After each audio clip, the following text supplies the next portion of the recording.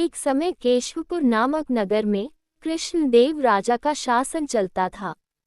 राजा काफी धार्मिक और दयालु था। वो राज्य में आने वाले हर साधु संत की खूब मन लगाकर सेवा करता था। उसका आदेश था कि कोई भी साधु राज्य में आए तो सबसे पहले उसे बताया जाए। राजा के आदेशानुसार राज्य में कभी भी कोई साधु या साधु मंडली आती तो सबसे पहले राजा को बताया जाता। राजा के साथ ही नगरवासी भी साधुओं की अच्छे से सेवा करते थे, जिस कारण साधुओं के आशीर्वाद से केशवपुर के लोग खुशहाल और संपन्न थे। पूरे राज्य में शांति थी और लोग हर सुख दुख में एक दूसरे का साथ निभाते थे। खेती के दिनों में सभी मिलजुल कर कृषि कार्य करते थे। ऐसे ही भाईचारे की वजह से केशवपुर दिन ब दिन खूब तरक्की कर रहा था। केशवपुर के पास में ही सूरजपुर था। उस पड़ोसी राज्य में कंसदेव नाम का राजा शासन करता था। वो अपनी प्रजा को खूब सताता था और नए नए कर यानी टैक्स लगाकर उन्हें परेशान करता था। राजा अपना सारा समय नाचगान करने वालों के बीच में बिताता और शराब के नशे में डूबा रहता था। राजा की यह हालत देखकर उसके सिपाही भी प्रजा पर जुल्म करते थे। सूरजपुर में खेती बाड़ी भी ठीक तरह से नहीं हो रही थी, जिस कारण वहां की जनता भूखमरी से जूझ रही थी। यहाँ तक कि जानवरों को खिलाने के लिए भी पर्याप्त चारा नहीं मिल पा रहा था। फिर भी राजा कर वसूली में कमी नहीं करता था। राजा के अत्याचार से पीड़ित जनता केशवपुर में आश्रय लेने के बारे में सोचने लगी। इसी सोच को लेकर सूरजपुर के हजारों निवासी केशवपुर की सीमा पर खड़े थे। सूरजपुर की जनता के सीमा के पास खड़े होने की सूचना सिपाहियों ने राजा कृष्णदेव को दी। राजा सूचना पाते ही तुरंत सीमा पर पहुंचे और सूरजपुर की जनता की दशा देखकर दुखी हो गए। राजा कृष्णदेव ने सूरजपुर के लोगों का सम्मानपूर्वक स्वागत करते हुए उन्हें अपने राज्य में रहने की इजाज़त दे दी। साथ ही उनके लिए खाना और उनके जानवरों के लिए चारे का भी प्रबंध कराया। जनता जोर शोर से महाराज की जय जयकार करने लगी। जवाब में राजा ने कहा कि आप लोगों को मेरी जय जयकार करने की ज़रूरत नहीं है। मेरे पास जो भी है वो भगवान का है, इसलिए जो भी मैंने दिया है उसके लिए जय जयकार के हकदार भगवान हैं। ऐसे में आप सभी मेरी जगह भगवान की जय जयकार करें, क्योंकि वही हम सबके पालनहार हैं। कुछ दिनों बाद सूरजपुर की बची हुई जनता भी केशवपुर की तरफ पलायन करने लगी और धीरे धीरे सूरजपुर के ज्यादातर लोग केशवपुर में बस गए। देखते ही देखते पूरा राज्य खाली हो गया और राजा कंसदेव और उनके कुछ ही सिपाही नगर में रहने लगे। भूखमरी के कारण पशु पक्षी मरने लगे और उनकी लाशें नगर में ही सड़ने लगी। इसी के चलते पूरे सूरजपुर में बीमारी फैल गई। राज्य में बचे लोग भूख व बीमारी से परेशान रहते थे और अधिकतर लोग मरने लगे। एक दिन राजा कंसदेव की एक पुत्री को हैजा हो गया, जिससे कुछ ही दिनों में बीमारी से उसकी मृत्यु हो गई। राजा लाचार हो गया और वह बार बार सोचने लगा कि उन्होंने जनता पर काफी अत्याचार किया है।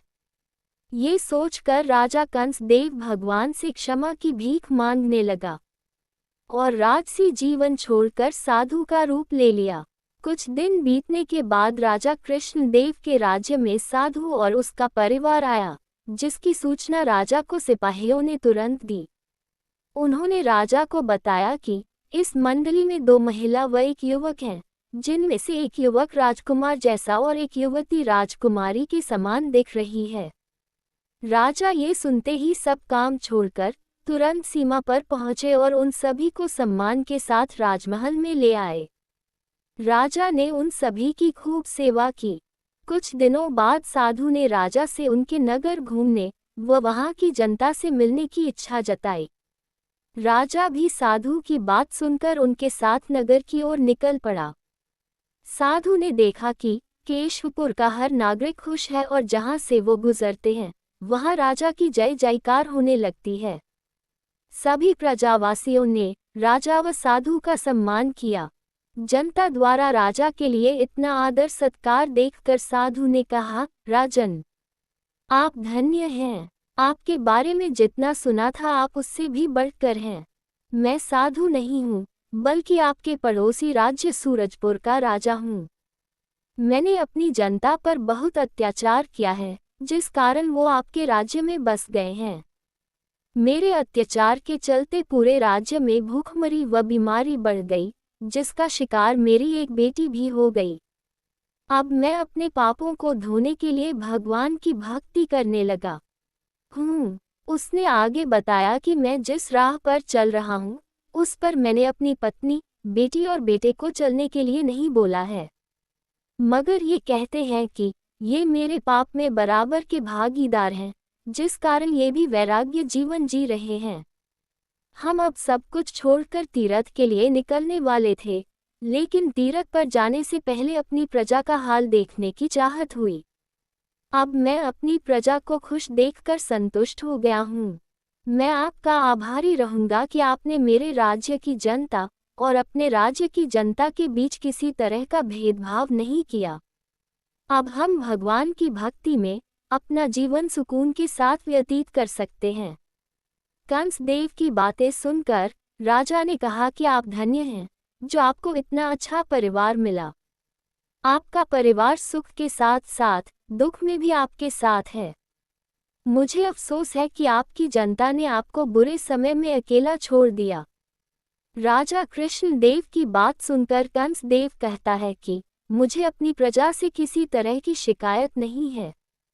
फिर राजा कृष्णदेव ने कंसदेव से कहा कि आप अपने पुत्र को मेरा दामाद और अपनी बेटी को मेरी बहू बना दीजिए। राजा कृष्णदेव की बातें सुनकर कंसदेव की आंखों में आंसू आ गए और मुंह से एक भी शब्द नहीं निकला। किसी तरह से कंसदेव ने कहा कि राजा कृष्णदेव, आप धन्य हैं। मैं आपके इस प्रस्ताव को स्वीकार करता हूँ। आपने मेरी चिंता दूर कर दी है। फिर राजा ने दोनों की शादी बड़ी धूमधाम से की और कंसदेव व उसकी पत्नी कुछ दिन बाद तीर्थ यात्रा के लिए रवाना हो गए। थोड़े दिन बीतने के बाद राजा कृष्णदेव ने अपने दामाद को सूरजपुर का राजा घोषित कर दिया और धीरे धीरे सूरजपुर की जनता वापस राज्य लौट गई। फिर दोनों राज्य के लोग खुशहाली और चैन से रहने लगे। इस कहानी से सीख मिलती है कि हमेशा दूसरों के साथ अच्छा व्यवहार करना चाहिए। धनवान होकर घमंड करने की जगह दूसरों के प्रति मदद की भावना रखनी चाहिए, वरना पैसों का घमंड इंसान को ले डूबता है। दोस्तों, कहानी अच्छी लगी हो तो इसे लाइक करें, शेयर करें और चैनल को सब्सक्राइब जरूर करें। धन्यवाद।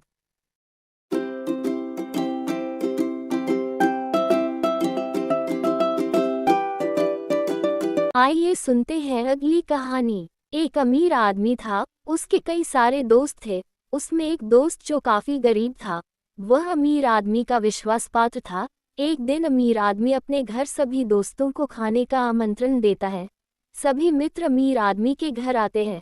भोजन के बाद अमीर आदमी को ख्याल आता है कि उसने एक उंगली में कीमती हीरे की अंगूठी पहनी हुई थी, थोड़ी ढीली होने के कारण कहीं गिर गई है। सभी मित्र घर में अंगूठी खोजने में मदद करते हैं, लेकिन वो नहीं मिली। तभी एक मित्र कहता है, आप हम सभी की तलाशी ले सकते हैं। एक आदमी की वजह से हम सभी हमेशा के लिए आपकी नज़र में शक के दायरे में रहेंगे। सभी मित्र तलाशी के लिए तैयार हो जाते हैं, लेकिन गरीब मित्र अपनी तलाशी देने से मना कर देता है। सभी मित्र उसका बहुत अपमान करते हैं। अमीर आदमी किसी की तलाशी न लेकर सभी को विदा करता है। थोड़ी देर बाद ही अमीर आदमी का नौकर उसे वो अंगूठी देता है और बताता है कि ये आपके कमरे से मिली है। ये सब सुनकर वो सीधा गरीब मित्र के घर आता है और मित्रों द्वारा किए गए अपमान की माफ़ी मांगता है और अपनी तलाशी ना देने की वजह पूछता है। गरीब मित्र बिस्तर पर सोए हुए अपने बीमार पुत्र की ओर इशारा करते हुए कहता है, मैं जब आपके यहाँ आ रहा था, इसने मिठाई खाने की जिद की थी।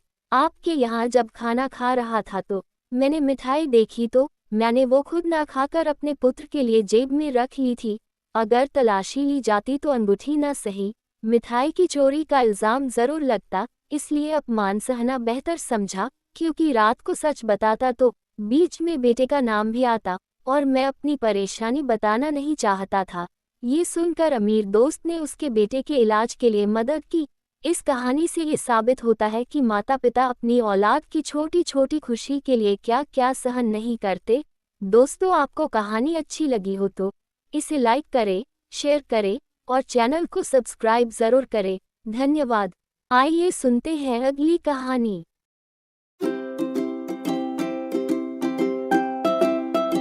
एक नगर में देवशक्ति नाम का राजा रहता था। उसके पुत्र के पेट में एक सांप चला गया था। उस सांप ने वही अपना बिल बना लिया था। पेट में बैठे सांप के कारण राजकुमार का शरीर प्रतिदिन दुबला होता जा रहा था। बहुत उपचार करने के बाद भी जब स्वास्थ्य में कोई सुधार न हुआ तो अत्यंत निराश होकर राजपुत्र अपने राज्य से बहुत दूर दूसरे प्रदेश में चला गया और वहां सामान्य भिखारी की तरह मंदिर में रहने लगा। उस प्रदेश के राजा बलि की 2 नौजवान लड़कियां थीं। वह दोनों प्रतिदिन सुबह अपने पिता को प्रणाम करने आती थीं। उनमें से एक बेटी राजा को नमस्कार करती हुई कहती थी, महाराज जय हो, आपकी कृपा से ही संसार के सब सुख हैं। दूसरी कहती थी, महाराज ईश्वर सबको अपने कर्मों का फल दे। दूसरी बेटी के वचन को सुनकर महाराज क्रोधित हो जाता था। एक दिन इसी क्रोधावेश में राजा ने मंत्री को बुलाकर आज्ञा दी, इस कटु वचन बोलने वाली लड़की को किसी गरीब परदेसी के हाथों में दे दो, जिससे यह अपने कर्मों का फल स्वयं चखे। मैं भी देखना चाहता हूँ कि अब तक मेरी बेटी अपने कर्मों से सुख भोग रही थी या मेरे कर्मों से। मंत्रियों ने राजा की आज्ञा से उस लड़की का विवाह मंदिर में सामान्य भिखारी की तरह ठहरे परदेसी राजपुत्र के साथ कर दिया। किसी को भी पता नहीं था कि ये भिखारी एक राजकुमार है। राजकुमारी ने उसे ही अपना पति मानकर सेवा की। थोड़े दिन मंदिर में रहने के बाद दोनों ने उस देश को छोड़ दिया। थोड़ी दूर जाने पर वे एक तालाब के किनारे ठहरे। वहां राजपुत्र को छोड़कर उसकी पत्नी पास के गांव से घी, तेल, अन्न आदि सौदा लेने गई, जिससे वो कुछ खाने का बना सके। सौदा लेकर जब वह वापस आ रही थी तब उसने देखा कि उसका पति तालाब से कुछ दूरी पर एक सांप के बिल के पास सो रहा है। उसके मुख से एक सांप बाहर निकलकर हवा खा रहा था। एक दूसरा सांप भी अपने बिल से निकलकर फन फैलाए वहीं बैठा था। दोनों में बातचीत हो रही थी। बिल वाला सांप पेट वाले सांप से कह रहा था, दुष्ट, तू इतने सुंदर राजकुमार का जीवन क्यों नष्ट कर रहा है? पेट वाला सांप बोला, तू भी तो इस बिल में पड़े स्वर्ण कलश को दूषित कर रहा है।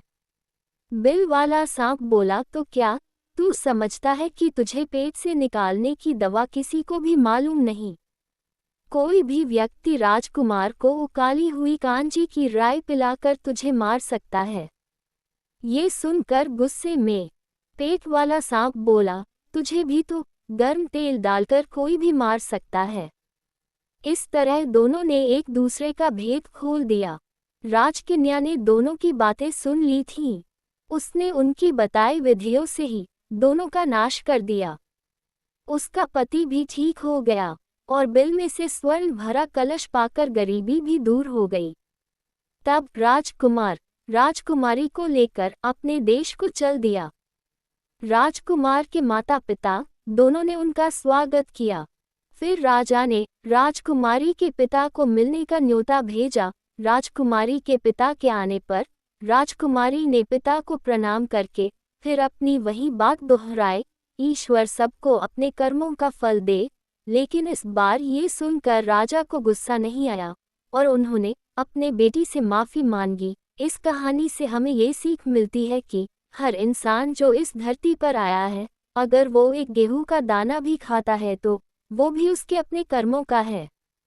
दोस्तों, कहानी अच्छी लगी हो तो इसे लाइक करें, शेयर करें और चैनल को सब्सक्राइब ज़रूर करें। धन्यवाद।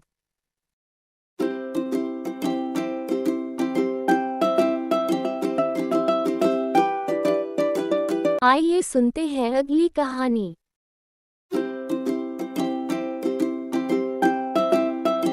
आसाम के एक गांव में तोराली नाम की लड़की रहती थी। एक दिन उसके पिता के पास एक रिश्ता आया। लड़का अनंत उसी गांव में रहता था। उसने तोराली के पिता से कहा, मैं आपकी लड़की से विवाह करना चाहता हूँ। लड़के के पास धन दौलत की कमी न थी, इसलिए तोराली के पिता ने तुरंत हामी भर दी और तोराली अनंत की पत्नी बन गई। कुछ समय तो सुखपूर्वक बीता, किंतु धीरे धीरे अनंत को व्यवसाय में घाटा होने लगा। देखते ही देखते उनके घर में गरीबी छा गई।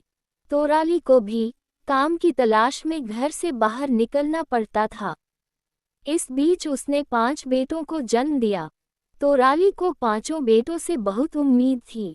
वह दिन रात मेहनत मजदूरी करती, गांव वालों के धान कूटती ताकि सबका पेट भर सके। तोराली भगवान से प्रार्थना करती कि उसके बेटे योग्य बने, किंतु 5 बेटे बहुत अधिक आलसी थे। उन्हें केवल अपना पेट भरना आता था। माता पिता के कष्टों से उनका कोई लेना देना नहीं था। तोराली ने मंदिर में ईश्वर से प्रार्थना की कि उसे एक मेहनती व समझदार पुत्र पैदा हो। परंतु उसने कुछ समय बाद बालक की जगह एक सांप को जन्म दिया। जन्म लेते ही सांप जंगल में चला गया। तोराली अपनी फूटी किस्मत पर रोती रही। तोराली के 5 बेटे उसे ताना देते, तुम माँ हो या नागिन, जो तुमने एक सांप को जन्म दिया। पिता के समझाने पर भी लड़कों के स्वभाव में कोई अंतर नहीं आया। कोई दिन ऐसा भी आता जब घर में खाने को कुछ न होता। 5 बेटे तो मांग मूंग कर खा आते। अनंत और तोराली अपने छठे सांप बेटे को याद करके रोते। एक रात तोराली को सपने में वही सांप दिखाई दिया। उसने कहा, माँ, मेरी पूंछ सोने की है। मैं रोज घर आऊंगा, तुम मेरी पूंछ से 1 इंच हिस्सा काट लिया करना। सोने को बेचकर घर का खर्च आराम से चलेगा। तोराली ने मुंह पर हाथ रखकर कहा, न बेटा, अगर मैं तुम्हारी पूंछ काटूंगी तो तुम्हें पीड़ा होगी। नहीं माँ, मुझे कोई दर्द नहीं होगा। सांप ने आश्वासन दिया और लौट गया। वही सपना तोराली को 7 रातों तक आता रहा। 8वें दिन सचमुच सांप आ पहुंचा। तोराली ने कमरा भीतर से बंद कर लिया। डरते डरते उसने चाकू से पूंछ पर वार किया। सचमुच उसके हाथ में सोने का टुकड़ा आ गया। सांप की पूंछ पर कोई घाव भी नहीं हुआ। माँ से दूध भरा कटोरा पीकर सांप लौट गया। तोराली ने वह सोना बेचा और घर का जरूरी सामान ले आई। शाम को खाने में लड्डू देखकर लड़के चौंके। तोराली ने झूठ बोल दिया कि उनके नाना ने पैसा दिया था। इसी तरह सांप आता रहा और तोराली घर चलाती रही। उसका झूठ ज्यादा दिन चल नहीं सका। बेटों ने जोर डाला तो तोराली को पैसों का राज बताना ही पड़ा। बड़ा लड़का दुत्कारते हुए बोला, मूर्ख माँ, यदि हमारे सांप भाई की पूरी पूंछ सोने की है तो ज्यादा सोना क्यों नहीं काटती। छोटा बोला, हाँ, इस तरह तो हम कभी अमीर नहीं होंगे। रोज थोड़े थोड़े सोने से तो घर खर्च ही पूरा पड़ता है। तोराली और अनंत चुपचाप बेटों की बातें सुनते रहे। बेटों ने माँ पर दबाव डाला कि वह कम से कम 3 इंच सोना अवश्य काटे ताकि बचा हुआ सोना उनके काम आ सके। तोराली के मना करने पर उन्होंने उसकी जमकर पिटाई की। बेचारा अनंत चिल्लाता ही रहा, लेकिन बेटों ने पिता को कमरे में बंद कर दिया। आखिरकार रोते रोते तोराली ने मान लिया कि वह अगली बार ज्यादा सोना काटेगी। अगले दिन सांप बेटे ने दरवाजे पर हमेशा की तरह आवाज लगाई, दरवाजा खोलो, मैं हूँ आया, तुम्हारे लिए सोना हूँ लाया। क्या तुमने खाना भरपेट खाया? सदा की तरह तोराली ने भीतर से ही उत्तर दिया, मेरा बेटा जग से न्यारा, माँ के दुख समझने वाला। क्या हुआ गर इसका है रंग काला? सांप भीतर आया। तोराली ने उसे 1 कटोरा दूध पिलाया। बेटों की मार से उसका अंग दुख रहा था। उसने नजर दौड़ाए। 5 बेटे दरारों से भीतर झांक झांक कर उसे जल्दी करने को कह रहे थे। तोराली ने चाकू लिया और पूंछ का 3 इंच लंबा टुकड़ा काट दिया। अचानक चाकू लगते ही पूंछ से खून की धार बह निकली। सांप बेटा तड़पने लगा और कुछ ही देर में दम तोड़ दिया। तो राली बेटे की मौत का गम मनाती रही और बेटों को अपने लालच का फल मिल गया। हाँ, क्योंकि वह 3 इंच टुकड़ा भी मांस का टुकड़ा बन गया था। इस कहानी से ये सीख मिलती है कि कभी भी लालच नहीं करना चाहिए और हमेशा मेहनत से काम करना चाहिए। दोस्तों, कहानी अच्छी लगी हो तो इसे लाइक करें, शेयर करें और चैनल को सब्सक्राइब जरूर करें। धन्यवाद।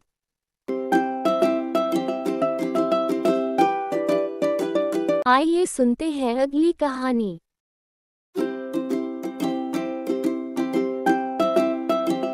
बहुत पुराने जमाने की बात है।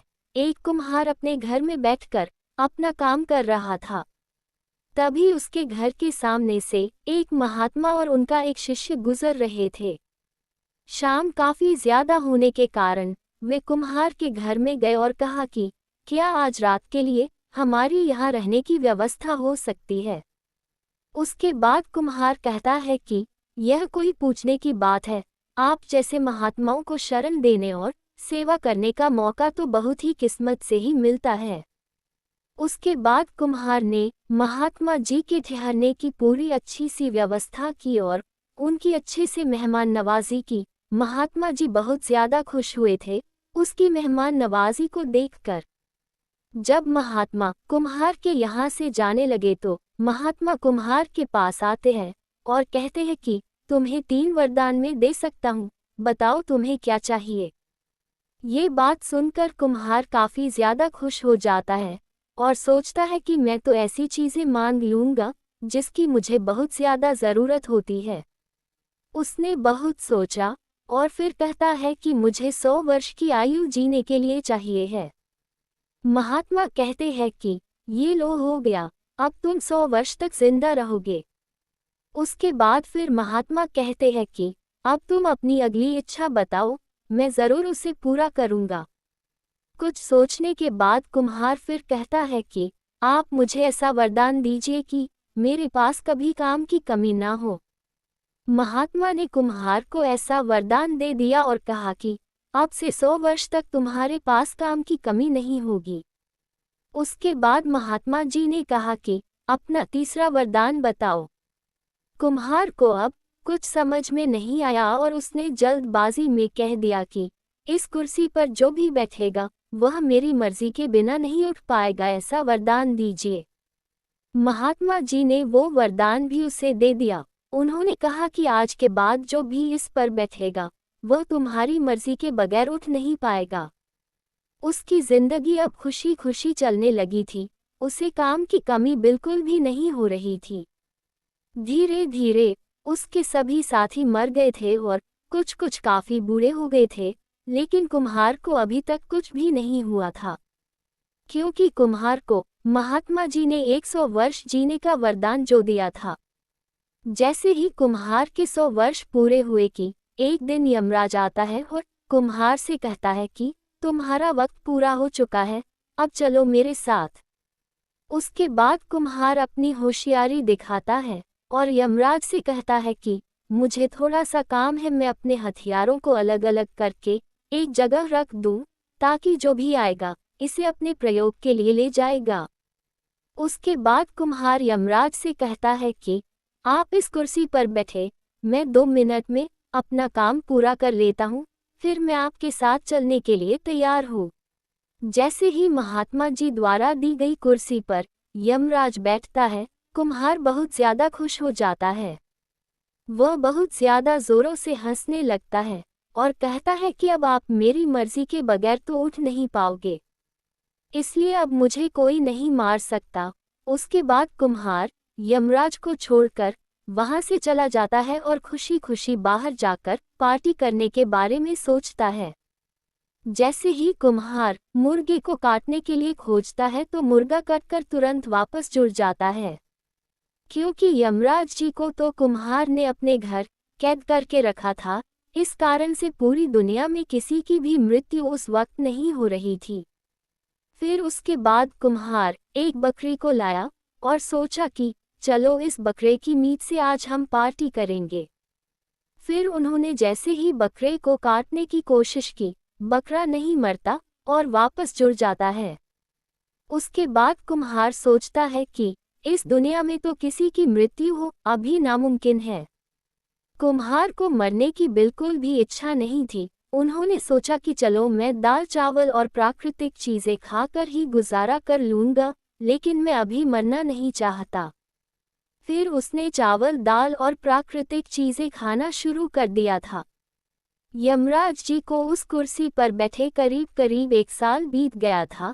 अब पूरी दुनिया में तबाही का मंजर था, क्योंकि किसी की भी मृत्यु न होने के कारण आसमान पूरी तरह से मच्छर मक्खियों से काला पड़ गया था। हर तरह के जानवर जैसे तितलियां, मधुमक्खियां और खेतों को खाने वाले जीव बहुत ज्यादा हो गए थे, जिस कारण से खेत खलियान की सभी फसलें एक ही दिन में नष्ट हो जाती थी। पूरी पृथ्वी पर बहुत ज्यादा सांप पैदा हो गए, क्योंकि किसी भी जीव की मृत्यु नहीं हो रही थी। अब तो पूरी दुनिया के लोगों का जीवन और जीना मुश्किल हो गया था। फिर उसके बाद कुम्हार को अपने पर पछतावा होता है और वो कहता है कि मैंने बेकार में यमराज को उस कुर्सी पर बैठा दिया, जिससे पूरी दुनिया तहस नहस हो गई है। फिर उसके बाद कुम्हार सोचता है कि क्यों ना मौत का मजा चख के पूरी दुनिया को नष्ट होने से बचा लिया जाए। इसके बाद कुम्हार अपने घर में गया और यमराज को वहां से आज़ाद कर दिया। यमराज ने आज़ाद होते ही कुम्हार को पकड़ा और ऊपर लेकर चला गया। उसके बाद धीरे धीरे पूरी दुनिया में सभी की मृत्यु होने लगी थी और फिर दुनिया सामान्य हो गई। इस कहानी से हमें सीख मिलती है कि किसी को भी कुदरत की चीज़ों में और उनके काम करने के तरीकों में रुकावट नहीं बनना चाहिए। इससे पूरी सृष्टि के नियम को दिक्कत पहुंचती है। दोस्तों, कहानी अच्छी लगी हो तो इसे लाइक करें, शेयर करें और चैनल को सब्सक्राइब ज़रूर करें। धन्यवाद।